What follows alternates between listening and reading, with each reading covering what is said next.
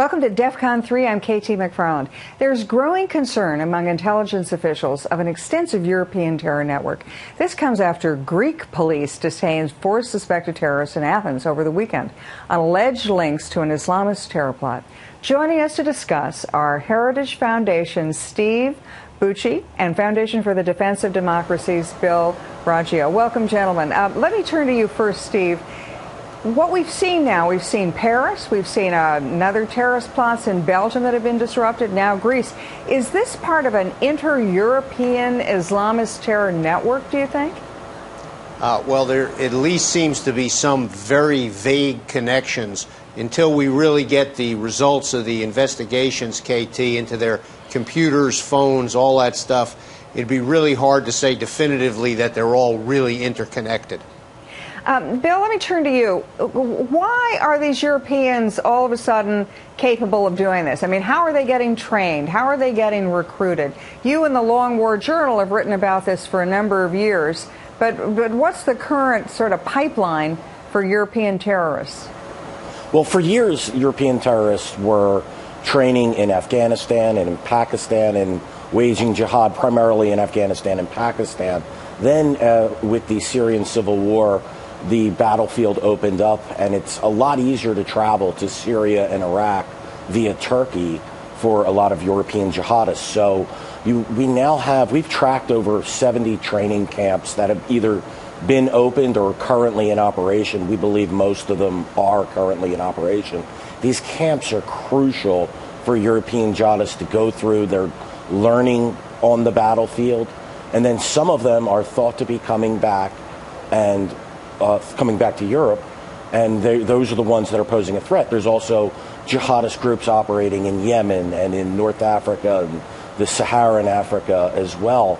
So we have a growing jihadist threat in expanding battlefields, and now thought to be thousands of fighters going overseas, receiving some form of professional training, and then coming back to their home countries and possibly plotting there. It's unclear if any of those were arrested or linked to these networks at this time, but we believe the Charlie Hebdo attackers, one or both of the brothers may have trained inside Yemen.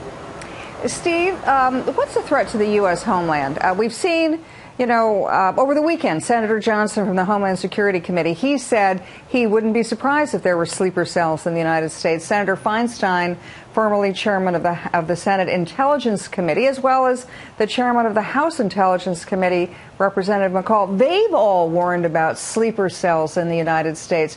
What threat is there to America of these people who are somehow connected to the European terror networks?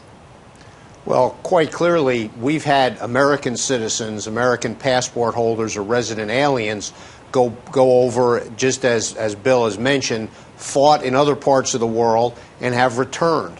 We have these foreign fighters in Europe that have the capability, once they return home to Europe, to come here to the United States and to visit, to do whatever they might plan to do here. I'm not sure we have the long-term sleeper cell problem that seems to be evolving in Europe, but at the very least we have the strong possibility that these folks who have had some sort of training, some sort of experience, might have at least tangential connections back to the AQ or ISIS, some of the other networks that are out there that could be here in the States and looking for a chance to continue the jihad.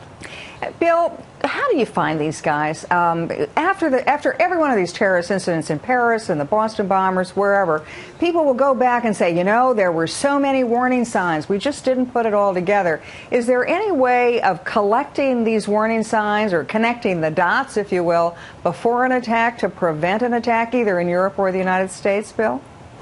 I think it's possible, and the reality is that French intelligence were tracking both of the brothers that were involved in the Charlie Hebdo attack, but they just deemed them to be not as critical a threat, and then they dropped the tracking of them, I believe somewhere in 2012, 2013. So I don't believe that part of the problem here is we're dealing with this as a policing problem, and we've never, 13 years after 9/11, we haven't 14 now, we haven't stepped up on a war footing when it comes to here at home. We haven't figured out how to track and deal with individuals who we know are communicating with and sometimes traveling the battlefields. We just haven't figured that out. We need Congress, the executive branch, and the judicial branch all to come together and craft some sort of policy to deal with this type of problem. But instead, we just are using a pre-9/11 mindset when tracking them inside of their countries of origin. Well, thank you, gentlemen. That's Steve Bucci of the Heritage Foundation and Bill Raggio from the Foundation for the Defense of Democracies. And for more on this developing story, stay with FoxNews.com. I'm KT McFarland. Thanks for watching DEF CON 3.